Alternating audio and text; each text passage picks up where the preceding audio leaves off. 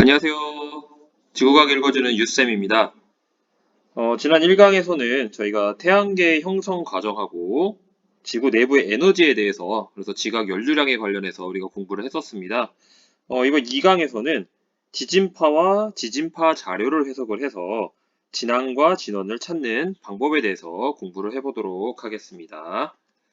우선 오늘의 첫 번째 주제가 지진파이기 때문에 지진파가 무엇인지에 대해서 한번 확인을 해보도록 하겠습니다. 우선 지진이 무엇인지를 알아야 지진파 이야기를 하겠죠. 하지만 지진에 관련된 대략적인 내용은 우리가 지구과학 1에서 이미 다루었기 때문에 여기서는 간략하게 소개만 하고 넘어가겠습니다.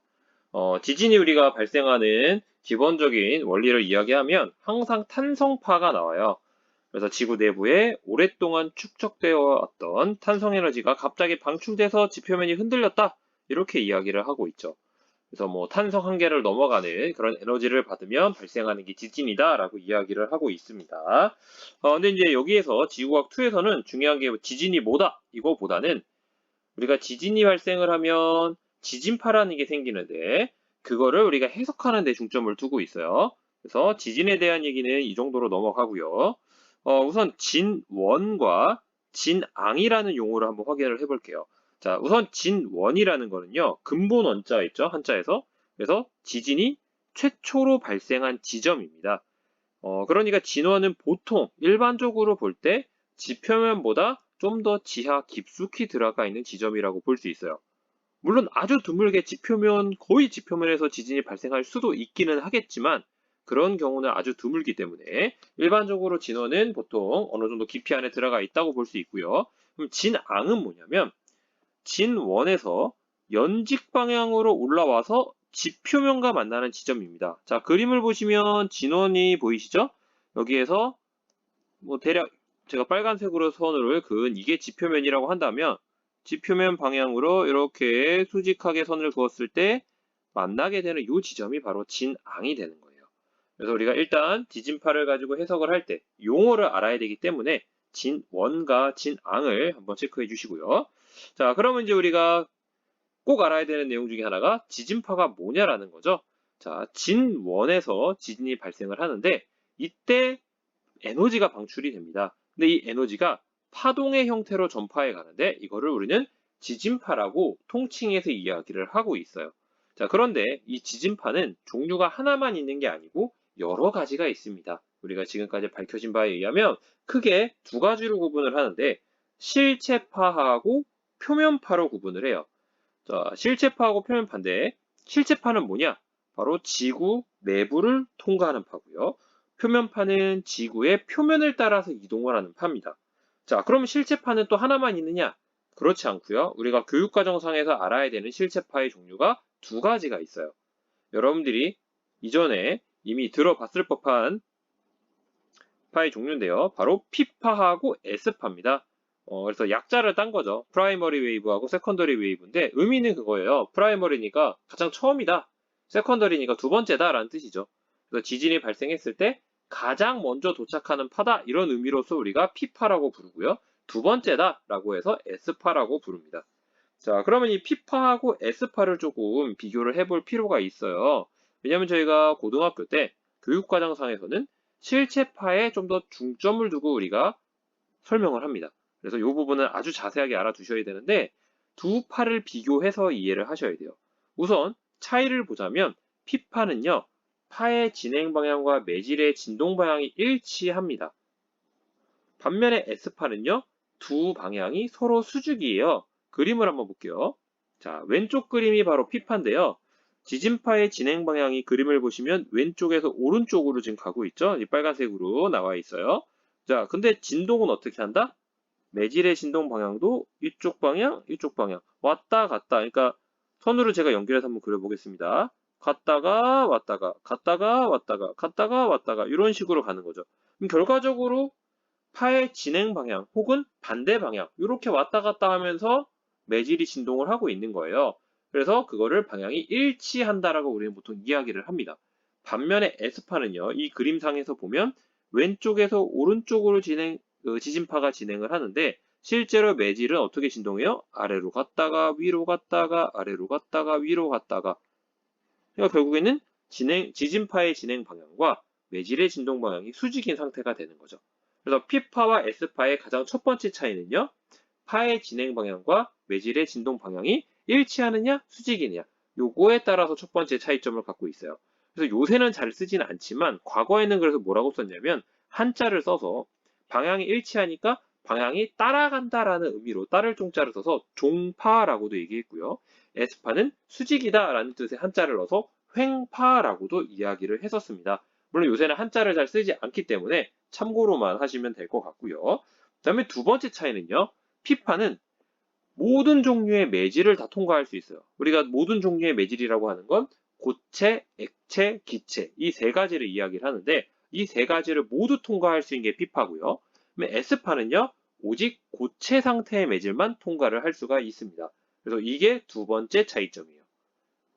세 번째, 이건 뭐 차이점이라기보다는 특징인데요. P파하고 S파의 속도 누가 빠르냐? 지진파기 때문에 전달되는 움직이는 속도가 있죠? 여기 숫자가 나와 있어요. P파는 뭐 상황에 따라서 값은 바뀌어요. 왜냐하면 이제 밀도도 다르고요. 하지만 전반적인 경향을 보면 P파의 속력이 S파의 속력보다 빠르다라는 것을 우리가 알 수 있습니다. 그래서 P파하고 S파에 대해서 세 가지를 지금 비교했어요. 진행 방향과 매질의 진동 방향이 다르다는 것과 통과할 수 있는 매질이 다르다는 거, 그 다음에 속력은 P파가 더 빠르다는 거. 이렇게 해서 우리가 실체파에 대해서 조금 자세하게 언급을 했고요. 자, 그 다음에 이제 실체파 말고 아까 뭐가 있다고 그랬죠? 네, 표면파가 있습니다. 자, 표면파라는 거는 지구의 표면에서 전달되는 파예요. 지금 아래 그림을 보시면 막 이렇게 뭔가 막 움직이고 있죠? 하지만 우리가 교육과정상에서 이 표면파에 대한 어떤 전달되는 모양을 보는 거는 중요하지 않습니다. 그래서 참고로만 보시고요. 표면파도 사실은 종류가 두 가지예요. 러브파하고 레일리파라고 부릅니다. 러브파, 한국말로 제가 써드릴게요. 레일리파. 하지만 저희가 교육과정상에서 이 러브파하고 레일리파를 구분하는 게 없어요. 예전엔 했었는데 그렇기 때문에 참고로만 보시면 돼요. 그러니까 표면파에서는 뭐만 알면 된다? 실체파하고 구분을 해서 지구의 표면에서 전달되는 파구나 요거만 알아도 돼요. 자, 어쨌든 제가 칸을 만들었기 때문에 소개만 하자면 러브파는요. 마치 아까 뭐요? S파처럼 수직 방향으로 진동하는 그러니까 파의 진행 방향과 매질의 진동이 서로 수직인 경우인데요. 차이는 지표면을 따라서 갑니다. 지표면을 따라서. 그래서 아까 S파하고 비슷한 점도 있고 다른 점도 있죠. 러브파. 그다음에 레일리파는요. 여기 보시는 것처럼 이렇게 진행을 할 때 역방향의 회전을 하는 이런 원의 모양에 가깝게 타원 모양인데요. 이렇게 진행이 됩니다. 그래서 여러분들이 여기서는 제가 러브파하고 레일리파를 소개했지만 네, 지금 대부분의 교과에서는 표면파다 이렇게만 나오지 이 종류를 나오지 않아요. 그래서 참고로만 보시면 되겠고요. 그나마 뭐 일부 교과서에서는 L파를 소개하긴 하는데 레일리파는 아예 언급조차 없습니다. 그래서 여러분들 참고로만 보시면 되겠어요. 자, 그럼 이제 중요한 거는 우리는 아까 뭐라 그랬죠? 실체파가 중요합니다. 우리한테는. 그럼 실체파를 조금 자세하게 한번 볼게요. 아까 저희가 P파하고 S파의 속력을 비교했을 때 P파가 더 빠르다고 했어요. 자, 그러면 각각의 지진파의 속력을 어떻게 구하는지 식을 한번 보여드릴게요. 자, 이 식도 마찬가지로 교과서에 나오지 않아요. 참고입니다. 왜 이걸 근데 보여주느냐? 왜 P파가 S파보다 속력이 빠른지를 보여주기 위해서 한 거예요. 그러니까 이 식을 외울 필요 없습니다. 자, 그래 설명을 한번 해볼게요. 이 식에 기호들이 되게 많죠? 네, K는 뭐냐면 최적 탄성 계수라는 거고요. 여기 뮤는요, 전단 계수예요. 그리고 아래에 있는 로우가 있죠? 얘가 일반적으로 보통 로우를 밀도로 많이 쓰는데 얘가 밀도입니다. 자, 그러니까 최적 탄성 계수하고 전단 계수가 뭔지 생소하단 말이죠. 그래서 한번 소개를 해드리겠습니다. 최적 탄성 계수는 이런 의미예요. 되게 어려워 보이지만 결국 뭐다? 자, 제가 동그라미 쳤죠. 뭐냐면 최적 탄성 계수라는 건 부피의 변화를 계수로 표현을 한 거예요. 이 델타 P라는 건 압력의 변화죠. 자, 압력의 변화는 그냥 두시고요. 분모만 보시면 되는데 V분의 델타 V, 이때 V가 부피를 뜻해요. 그러니까 부피의 변화량에 대해서 압력의 변화를 계수로 표현한 게 최적 탄성 계수고요. 전단 계수는 뭐냐면 어떤 힘이 작용을 하는데 자, 분자의 A분의 F는 단면적분의 힘인데 이게 압력이잖아요. 그러니까 사실상 거의 같은 개념이고요. 최적탄성계수나 전단계수나 비슷하죠. 근데 분모는 달라요. 최적탄성계수는 부피 변화를 얘기했다면 전단계수는 뭘 얘기하고 있어요? 델타 X. 이 그림을 보시면 뭐죠? 힘이 작용하는 방향으로 이동한 정도입니다. 그러니까 길이의 변화를 나타내는 거예요. 어떻게 움직였느냐, 이 변화량을 나타내는 거죠. 그래서 간단하게나마 최적탄성계수하고 전단계수를 그냥 보시면 됩니다. 우리가 이 식을 아예 써서 계산을 시킬 건 아니기 때문에 소개만 하는 거예요. 자, 그러다 보니까 이제 우리는 뭘 이야기할 수 있냐면 피파는요, 압축과 팽창을 반복하면서 진행을 해왔어요. 우리가 앞에서 봤죠? 그래서 압축과 팽창이 가능한 고체, 액체, 기체의 모든 매질에서 전달이 된단 말이에요. 자, 그런데 이제 에스파는 면에 평행하게 작용하는 힘이 있고요. 이 힘의 매질이 저항을 할 수 있어야 복원력이라는 게 생기는데 이 복원력이 있어야지만 힘을 다른 입자에 전달해서 파동이 계속적으로 진행해 나갈 수가 있어요. 근데 액체나 기체는 이러한 방식의 힘의 저항이 불가능합니다. 즉 복원력이 없다는 얘기예요. 자, 복원력이 없다는 건 뭘 뜻하죠? 결국에는 네, 액체와 기체는 어떤 일이 된다? 이 뮤값 전당 계수가 0이라는 소리입니다. 자, 이 전당 계수가 0이 된다는 건 결국 뭐예요? 네, 여기 값을 보시면요. 밀도가 어떻든 간에 결국에는 VS가 0이 된다는 얘기죠. 그러니까 S8은요. 액체를 통과할 수 없다는 거예요. 자, 다시 전단계수라는 게 중요한데 이게 의미를 정확하게 모르더라도 결국에는 복원력이 생겨서 힘을 전달해야 파동이 진행할 수 있는데 고체에서는 복원력이 있는데 액체나 기체에서는 복원력이 없다는 거예요. 복원력이 없다는 걸 좀 더 쉽게 여러분들한테 설명을 드리면 요 식을 잠깐 볼게요. 전단계수식. 자, 어떤 힘이 작용합니다. 근데 액체나 기체는요. 힘만 작용한다고 생각을 하면요. 한번 밀면 그냥 쭉 하고 밀려버린다는 거예요. 액체, 기체. 힘이 작용하면 형태가 바뀌잖아요. 그냥 힘에 따라 쭉 밀립니다. 그 말은 결국 뭐죠? 제가 색깔을 바꿔서 쓰면 요 델타 X 값이 결국 뭐예요? 무한이란 소리예요. 그쵸? 그러니까 무한분의 어떤 숫자가 나오면 결국 뭐죠? 이 전단계수 값은 0이 되는 거죠. 자, 같은 의미를 제가 다른 식으로 표현했습니다. 아마도 여러분들한테는 앞에서 얘기했던 용어보다는 이렇게 직관적으로 델타 X가 무한대다라는 걸 보면은 전단계수가 0이 된다는 걸 좀 더 쉽게 볼 수 있죠? 이유는 액체와 기체는 힘이 작용하면 저항을 못하는 거예요. 그냥 밀리는 거죠. 그렇게 생각을 해주시면 됩니다. 그래서 S파는 액체와 기체에서 속력이 0이 될 수밖에 없다는 거예요. 자, 반면에 P파는요. 액체나 기체에서 이 뮤 값이 0이 돼요. 똑같이. 일단 0이 된다고 보죠. 자, 그러면 만약에 0이 되는 경우에도 뭐가 살아있어요? 네. 만약에 이런 경우에도요. 로분의 K, 즉 최적 탄성계수는 액체나 기체에서도 0이 아닙니다. 네, 똑같이 부피 변화 생기잖아요. 무한이 아니죠. 무한히 변하지 않기 때문에 이렇게 값이 생깁니다. 그러니까 P파는 결국 뭐다? 액체나 기체에서도 속력이 0이 아니란 얘기예요. 그러니까 결국 이렇게 해서 볼까요? 0이 아니다. 그래서 액체나 기체에서 P파는 통과할 수 있는데 S파는 통과가 안 된다는 거고요. 그리고 여기서 추가적으로 알 수 있는 건 뭐예요? P파의 경우에 같은 밀도값이라고 한다면 고체인 경우와 액체와 기체를 통과하는 경우 누가 더 속력이 빠를까요? 네. 전단계수가 0이 되는 액체나 기체가 속력이 더 느린 거죠.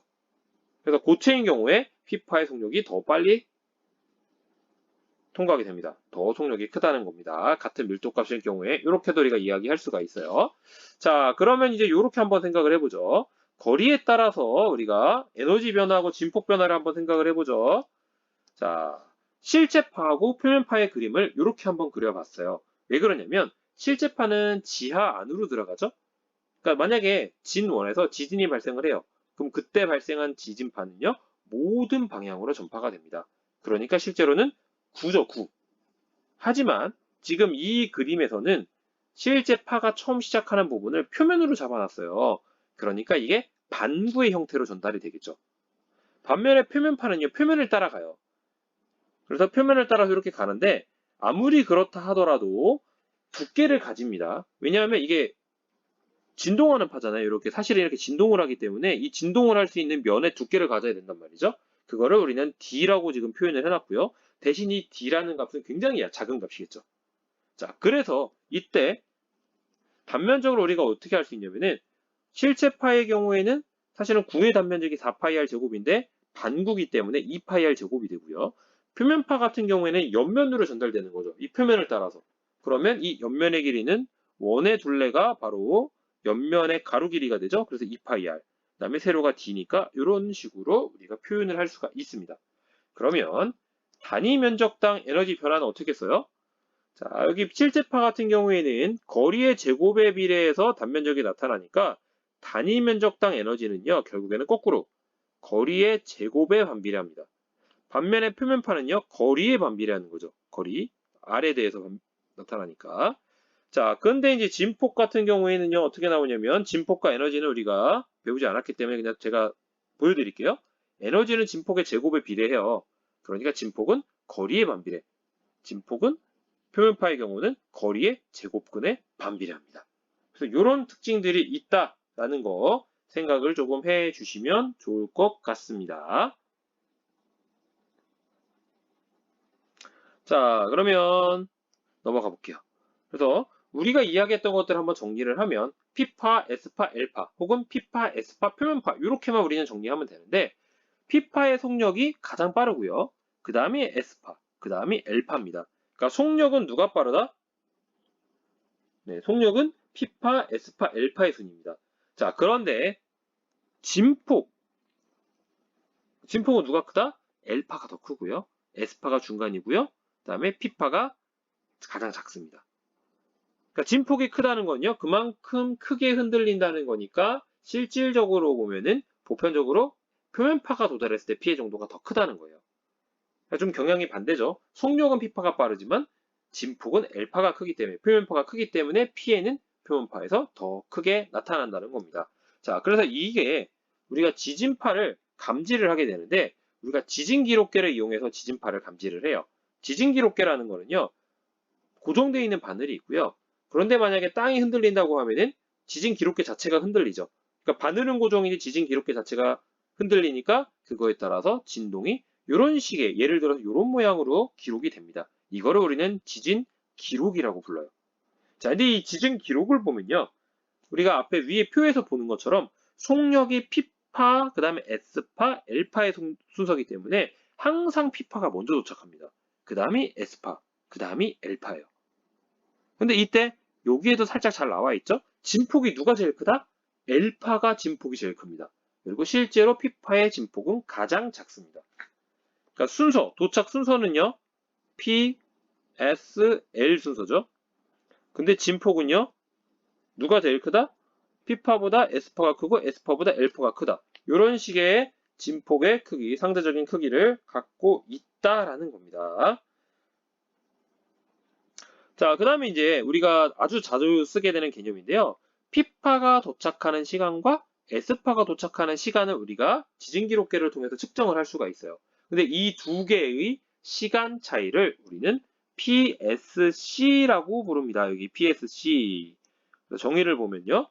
P파와 S파가 도달한 시간의 차이고요. 보통은 PSC는 초 단위로 표현을 하고 있어요. 이 개념을 우리가 놓치지 마시기 바라고요. 그럼 이 PSC를 가지고 뭘 하느냐? 자, 우선 주시곡선이라는 것을 우리가 보게 되는데요. 이 주시곡선이라고 하는 것은 진앙으로부터 관측소까지 거리. 진앙으로부터 관측소까지 거리가 뭐죠? 이게 바로 진앙거리라고 부릅니다. 이미 용어에 나와 있죠. 진앙으로부터 관측소까지 거리니까 진앙거리라고 불러요. 그리고 이게 가로축의 표현이 되고요. 세로축에는요. 지진파가 도달하기까지 걸린 시간이에요. 이게 세로축에 들어갑니다. 이거를 나타낸 그래프를 우리는 주시 곡선이라고 불러요. 자, 그럼 이 그래프를 보시면 관측소 1, 2, 3번이 있는데 관측소가 있는 위치에 이 진앙 거리 값을 보시면요. 관측소 1이 진앙까지 거리가 가장 가깝고요. 관측소 3이 가장 멀어요. 그러면 우리는 뭘 얘기할 수 있냐면요. 이게 빨간색 선과 파란색 선이 각각 P파와 S파의 주시곡선인데 특정한 진앙거리에 대해서 두 파가 도달하는 시간 차이가 뭐예요? PSC라 그랬죠. 그런데 진앙거리가 작은 게 관측소 1번인데 이때 PSC 간격과 관측소 3번에서의 PSC 간격을 비교해보면요. 누가 더 크다? 네, 관측소 3번에서 더 큽니다. 그래서 이걸 일반화시키면 진앙에서 관측소까지의 거리가 멀수록, 즉 진앙거리가 클수록 PSC가 커진다는 것을 우리가 알 수가 있어요. 이게 아주 중요한 성질입니다. 자, 그러면 우리가 실제로는 어떻게 많이 활용을 하느냐? 만약에 어떤 지진이 발생을 해요. 그러면 관측소가 여러 개가 있겠죠? 그러면 PSC를 측정할 수 있어요. 그건 지진 기록계를 통해서 바로 알 수 있으니까. 그러니까 결국 그걸 통해서 거꾸로 진앙거리를 우리는 얻을 수가 있습니다. 이게 어떻게 가능하냐? 실제로 이미 P파와 S파에 대한 연구가 충분하게 잘 이루어져 있어요. 그리고 우리가 이미 지구 내부의 어떤 상태들도 잘 알고 있습니다. 국지적으로는 밀도가 다르지만 일반적으로 어느 정도 밀도를 갖고 있는지 어느 해양 지각이냐 대륙 지각이냐에 따라서 어느 정도 값을 알고 있단 말이에요. 그러니까 진앙 거리에 따른 일반적인 P파 곡선과 S파 곡선을 이미 우리가 알고 있다는 거죠. 그러니까 결국에는 이 곡선 사이에 지진 기록계를 통해서 얻은 데이터를 왔다 갔다 하는 겁니다. 지금 예를 들어 관측소 1번의 데이터가 이렇게 됐을 때 이만큼의 PSC를 얻는데 만약에 PSC 길이가 이만큼이 되는 데이터가 있을 수 있잖아요. 그러면 얘네들을 이동을 시키는 거예요. 이쪽 방향으로. 그러면 이동을 시키면서 여기가 P파가 도달하는 시각과 S파가 도달하는 시간 간격이 있는데 이 간격에 맞아 떨어지는 위치에 이 가로축 값을 읽는 거죠. 그러면 이 관측소에서부터 진앙까지의 거리가 얼마인 진항거리가 얼마다라는 걸 알 수 있다는 거예요. 그래서 주시곡선이라는 걸 소개했지만 실제로 우리의 데이터 해석은 이렇게 이루어집니다. 거꾸로 가는 거죠. 이미 P파와 S파의 진앙거리에 따른 지진파 도달 시간을 알고 있기 때문에 이게 가능한 거예요. 자, 그 다음에 또 잘 보셔야 되는 게 혹시라도 이제 공부를 좀 한 친구들은 본 적이 있을 텐데 이 주시곡선에서 가로축을 항상 진앙거리로만 표현하지 않습니다. 뭐라고 표현하는 경우가 있냐면 이렇게 표현하는 경우가 있어요. 이 뭐예요? 이거 세타거든요, 세타. 자, 세타인데 이거를 다른 말로 한국말로 써보면요. 이거를 각거리라고 부릅니다. 각거리. 그러니까 각거리로 표현을 하는 거예요. 이거를 왜 각거리라고 하냐? 실제로 각거리는요. 각도를 쓰는 거예요. 각도, 세타. 자, 이유는 바로 지구가 구형이기 때문입니다. 자, 이 진앙거리라고 하는 거, 진앙 뭐였어요? 진원으로부터 수직 방향으로 지표면까지 와서 만나는 지점이잖아요. 그러니까 진앙거리를 측정한다는 건 뭐냐면 결국에는 진앙의 위치로부터 표면을 따라서 관측소까지 측정한 거리예요. 근데 지구가 구형이란 말이죠. 그러니까 결국 표면을 따라온다고 생각을 하지만 얘는 직선으로 온 게 아니라 곡선으로 오는 겁니다. 그러니까 만약에 지구가 이렇게 생겼다고 하면 결국에는 어떤 상황이냐? 이렇게 곡선을 따라 이동하는 거죠. 그러니까 우리가 생각을 해보면 여기가 만약에 어떤 세타라고 하면요. 반지름이 r이에요. 그러면 실제로 이동한 거리를 스몰 l이라고 표현하면 얘는 r에다가 세타로 곱하는 게 되는 거죠. 그러니까 이 r은 지구가 완벽하게 구형이라고 가정을 하고 고등학교 때 이야기를 하기 때문에 이 계산에서는 얘는 상수예요. 그러니까 결국에는 실제로 이동하고 있는 이 진앙거리 l은 뭐라고 쓸 수 있어요? 네, 각거리 세타로 그냥 바꿔서 쓸 수 있는 거죠. 그래서 어떤 주시곡선은 가로축이 각거리 세타로 되어 있는데 당황하지 않으셔도 됩니다. 놀라지 않으셔도 돼요. 이렇게 쓸 수 있는 이유는 지구가 구형이기 때문이라는 겁니다. 자, 그 다음에 또 물어보는 친구들이 있어요. 아, 선생님, 근데 희한한 게 하나 있는데 이 P파하고 S파는 왜 곡선이에요? 라고 자꾸 물어봐요. 자, 왜 곡선일까요? 이것도 사실은 뭐 때문이다? 지구가 구형이라 그렇습니다. 자, 한번 보시죠. P파하고 S파는요, 지구 내부를 통과하는 파죠. 자, 이렇게 제가 그림을 한번 그려볼게요. 그러면 색깔을 다르게 해서 이 전체를 세타라고 해보죠. 그러면 여기 각은 2분의 세타가 되죠. 그리고 여기가 반지름 r입니다. 그러면 여기에서부터 여기까지 거리는 어떻게 되죠? 사인 2분의 세타에다가 r을 곱하면 되죠. r 사인 2분의 세타가 바로 여기서부터 여기까지 거리예요. 여기 거리도 똑같겠죠. 그러니까 실제로 얘가 이동한 지구 내부를 통해서 이동한 거리는 이 r의 사인 2분의 세타입니다. 자, 그러니까 뭐죠? 아까 이게 진앙거리를 표현했지만 각거리 세타로 표현한 거랑 같다 그랬잖아요. 그런데 이 세타가 어디 들어가 있어요? sine이라는 함수에 들어가 있죠. 그러니까 결국에는 얘는 뭐예요? sin 함수랑 똑같은 형태로 나타나야 되는 거예요. 지구 내부로 들어가는 거는. 그래서 곡선으로 나오는 겁니다. 자, 여기서는 일단 이 정도만 잠깐 소개하고 넘어갈게요. 요거는 또 나중에 또 자세하게 이야기할 기회가 있기 때문에. 자, 그 다음에 넘어갑니다. 여기에서 우리는 뭘 알아야 되냐면, 진원거리를 얻어내야 돼요. 자, 진원거리를 어떻게 얻어내느냐? 자, 여기서 식에서 t라고 쓸 건데, 이거를 psc라고 해볼게요. 자, 그러면 psc는 이렇게 표현이 되겠죠? 왜? 속력분의 거리로 하면요. 이게 시간이잖아요. 그러니까 S파가 도달하는 데 걸리는 시간과 P파가 도달하는 데 걸리는 시간의 차이가 바로 PSC잖아요. 그럼 이렇게 표현을 할 수 있단 말이죠. 그럼 이거를 거리 D에 대해서 정리를 해요. 그러면 이런 식이 나오겠죠? 왜냐면 제가 한번 더 써볼게요. 여러분들 처음 보는 분들이 있을 수 있기 때문에 이렇게 된 식인 거잖아요. 그러면 요거를 이쪽 우변으로 이동해보면 지금 빨간색으로 나온 식처럼 나오겠죠? 그래서 이거를 이용하면요. 실제로 P파의 속력과 S파의 속력은 우리가 알고 있고요. 보통 계산을 시킬 때는 대표적인 P파와 S파의 값을 줍니다. 혹은 알 수 있는 데이터를 줘요. 그리고 진원거리는 어떻게 계산한다? PSC는 분명히 지진파 기록을 줄 겁니다. 그러면 나머지 다 알잖아요. 그럼 계산하면 진원거리가 나오게 되는 거죠. 그래서 이런 식으로 우리는 진원거리를 구하게 되는 거고요. 뭐 대략적으로의 어떤 용어의 관계들은 이렇게 들어가는데요. 근데 이제 이걸 보고 또 오해하는 경우가 있어요. 쌤, 이렇게 되면은 피타고라스 쓰면 되네요? 라고 자꾸 얘기하는데, 아니죠. 왜 아니에요? 그렇죠. 여기는 지금 간략하게 나타낸 그림이지, 실제로 진한거리 구할 때 뭐라 그랬어요? 곡선이라 그랬죠? 이게 직선이 아니에요. 피타고라스 쓸 수 없습니다. 오차가 굉장히 커져요. 그래서 우리가 진원거리를 구할 때는 항상 여기 나와 있는 이 빨간색으로 제가 표현을 해놓은 요 식을 통해서 우리는 구해야 합니다. 그러니까 반드시 PSC를 알아야 되고요. P파와 S파의 속력을 알아야 돼요. 그래서 두 가지를 알면 결국 진원거리를 얻을 수가 있다는 겁니다. 자, 그럼 한번 해보죠. 자, A와 B에서 측정한 지진 기록. 자, 진원거리 한번 구해보겠습니다. 자, 여기 보려면 한 칸이 얼마인지를 봐야겠네요. 한 칸, 두 칸, 세 칸, 네 칸, 다섯, 여섯, 일곱, 여덟, 아홉, 열, 열한, 12칸. 12칸에 1분이에요. 그러니까 한 칸에 5초네요. 그러면 A 지점은요. 한 칸, 두 칸, 세 칸, 네 칸, 다섯, 여섯 칸. 자, 6칸이니까 총 30초 돼요. 30초. 자, 30초니까 아까 앞에서 나왔던 식을 이용을 하면요. 240km가 되겠죠? 왜냐면 우리가 앞에서 식을 이용을 했었잖아요. 식을 한번 써볼까요? P파하고 S파의 속력도 줬잖아요. 8 빼기 4. 그 다음에 8 곱하기 4. 그 다음에 이게 30초잖아요. 30초. 자, 30초를 넣으면 되죠?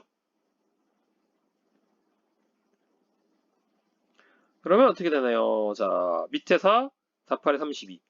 8이죠? 그러니까 240이네요. 자, 이렇게 계산하면 되겠습니다. 그래서 A하고 B에 대해서 각각 구해보시면 될 것 같고요. 자, 그 다음에 이제 오늘 해야 될 어떻게 보면 궁극적인 거 간략하게 소개를 좀 드릴게요. 우리가 이제 관측소에서 얻은 이 지진 기록을 통해서 해석을 통해서 진앙의 위치하고 진원의 깊이를 알아야 되는데, 자, 하는 방법은 뭐냐? 특정 관측소에서의 PSC를 데이터를 통해서 얻어냅니다. 그리고 P파하고 S파의 속력 줄 거예요. 그러면 진원거리를 얻을 수 있죠? 그러면 이 진원거리를 통해서 우리는 뭘 구해야 되냐면, 첫 번째, 이 진원거리를 반지름으로 하는 원을 그립니다. 그래서 A에서 측정한 진원거리를 이용해서 그 반지름으로 원을 그리고요. B에서도 그리고 C에서도 그래요. 그러니까 최소한 관측소 3군데의 데이터가 필요합니다. 자, 이래 놓고 두 개의 원끼리 중첩되는 공통현을 그려요. 그러니까 A하고 B하고 겹치는 공통현은 얘죠, 얘. 그 다음에 A하고 C하고 겹치는 공통현은 지금 제가 쓴 이거죠. B하고 C는요, 이렇게 되겠죠. 그래서 이 공통현을 3개 그리면요, 놀랍게도 한 점에서 만납니다. 이 점이 바로 진앙의 위치가 되는 거예요. 자, 이렇게 할 수 있는 이유는 뭐다?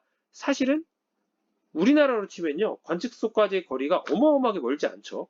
우리나라 스케일 정도 생각을 해보면, 예를 들어서 우리가 관측소에서 관측소를 보게 되면은 이게 거의 지표면이 평탄한 면, 평면처럼 보여질 수 있는 정도 수준으로 간주를 할 수 있단 말이죠. 그러면 이 경우에는 이렇게 공통현 3개를 그렸을 때 한 점에서 만나게 되어 있습니다. 자, 그런데 만약에 아주 전 세계적인 스케일로 봐요. 태평양을 기준으로 어디에서 지진이 발생했는데 하나는 아시아, 하나는 아메리카, 하나는 호주 막 이렇게 엄청 넓죠? 그러면 이 경우에는요. 관측소 세 군데에서 원을 그리게 되면요. 이게 놀랍게도 공통연이 한 곳에 만나는 게 아니라 원 자체가 한 군데서 만납니다. 이유는 네, 지구가 공면이기 때문에 그래요. 자, 그렇지만 우리가 보통 해석하는 거는 그 정도 스케일로 되는 경우는 잘 하지 않기 때문에 보통 우리가 우리나라 내에서 한다고 치면 이게 곡률이 있으니까 그냥 거의 평면이다라고 생각을 하면 지금 제가 소개한 이 방법대로 따라주시면 됩니다. 자, 이렇게 해서 진앙의 위치를 찾았어요. 자, 그 다음에 진원의 깊이는 어떻게 아느냐? 아래쪽에 아까부터 써 있었죠? 관측소로부터 진앙까지 직선을 그려요. 그리고 이 선에 직교하는 현의 절반에 해당되는 길이가 진원의 깊이가 된다는 소리입니다. 자, 무슨 소리냐? 제가 색깔을 다르게 해서 자, 진앙의 위치를 찾는 건 찾는 거예요. 자, 찾았죠? 그 다음에 어떻게 하느냐? 관측소 3개 중에서 어떤 것을 선택해도 괜찮습니다. 자, 저는 만약에 관측소 A로 선택을 해볼게요. 그럼 관측소 A에서부터 이렇게 진앙까지 선을 그어요. 그러면 이 선에 직교하는 현을 그립니다. 그럼 제가 약간 핀트가 안 맞아서 다시 한번 그릴게요. 이렇게 하고 이렇게 그렸죠. 그러면 지금 그림상에서 위에서 아래로 가는 이게 직교하는 현을 그린 거예요. 그러면 위쪽과 아래쪽의 길이는 같게 되어 있는데 이 현의 길이의 절반, 제가 다른 색깔로 하면은 노란색으로 하면은 요거 있죠? 요게 바로 진원의 깊이가 된다는 거죠. 자, 이유는 아래 그림에 나와 있습니다. 자, 진앙에 대해서 진원거리로부터 이렇게 직선을 긋고 수직하는 현을 그으면요. 이게 구를 자르는 단면, 즉 원이 돼요. 그러니까 이 현의 절반은요. 이 단면인 원의 반지름이 됩니다. 그런데 이 진앙에서부터 진원까지도 마찬가지로 반지름의 길이를 갖기 때문에 결국에는 이런 방법을 통해서 우리는 진원의 깊이를 추정할 수 있게 된다는 거예요. 자, 그러면 이제 우리가 한번 데이터 해석을 마지막으로 해볼게요. 우리가 이제 실제로 이 화면을 갖고 뭐 자를 재거나 할 수는 없기 때문에 제가 방법만 소개를 드리겠습니다. 자, 보시면 지금 돕기 위해서 이미 피파하고 S파의 위치를 명확하게 찍어놨어요. 자, 피파하고 S파. 그러니까 피파의 도착 시간, S파의 도착 시간은 눈금을 보고 읽으시면 됩니다. 그리고 그 차이만큼의 PSC를 얻었어요. 그러면 진원까지 거리는 어떻게 구한다고요? 아까 식 나왔었죠. D는 VP 빼기 VS의 VP 곱하기 VS 곱하기 PSC. 그럼 이걸 통해서 진원까지 거리를 얻어요. 그러면 실제로 여기 지도상의 거리는 뭐를 의미하냐면은 우리가 종이에 데이터가 주어져 있을 가능성이 크죠. 그러면 실제로 킬로미터 단위가 아니라 종이는 분명히 축척이 있을 거고요. 그만큼 압축돼 있습니다. 여기는 25mm가 10km다라는 축척이 나와 있죠. 거기에 따라서 지도상의 거리를 환산을 하는 거죠. 자, 그러면 이걸 통해서 지도가 나와 있으니까 아까 관측소 3개에 대해서 지도상의 거리로 우리가 진원거리 구했잖아요. 그 크기만큼 원을 그리는 거예요. 자, 원을 다 그리면요. 이런 식의 원이 나오는데 마찬가지로 공통연을 이렇게 하나, 둘, 3개를 그릴 수가 있겠죠? 그랬을 때 만나는 요 지점이 진앙의 위치가 되는 거고요. 그러면 그때 위도와 경도를 대략 읽으시면 이 정도 값이 나온다는 겁니다. 자, 그 다음에 이제 진원의 깊이는 어떻게 해요? 자, 진원의 깊이. 만약에 여기 MKL이라고 표시된 데서 우리가 해보면 여기서 이렇게 직선을 그으면 이렇게 나올 거고요. 여기에 대해서 수직이면은 대략 뭐 요 정도 나오겠죠? 그러면 여기에 따라서 이쪽 방향 해주고 아래도 괜찮습니다. 요 길이를 재는 거죠. 요 길이는 자로 재요. 그러면 마찬가지로 뭐 센티미터나 밀리미터 단위로 나올 텐데 이거를 똑같은 축척으로 환산을 시키면 실제로 진원의 깊이를 알 수 있게 된다는 겁니다. 그래서 이런 식으로 알 수 있게 된다는 거예요. 자, 그래서 진앙의 위치하고 진원의 깊이를 어떻게 찾는지 한번 확인을 해봤습니다. 자, 오늘 얘기는 지진파에 대해서 그리고 그걸 해석을 해서 진원과 진앙을 찾는 방법에 대해서 공부를 해봤습니다. 자, 그러면 다음 시간에는요. 지구 내부의 구조와 그다음에 지각 평형설에 대해서 공부를 해보도록 하겠습니다. 네, 수고 많으셨습니다.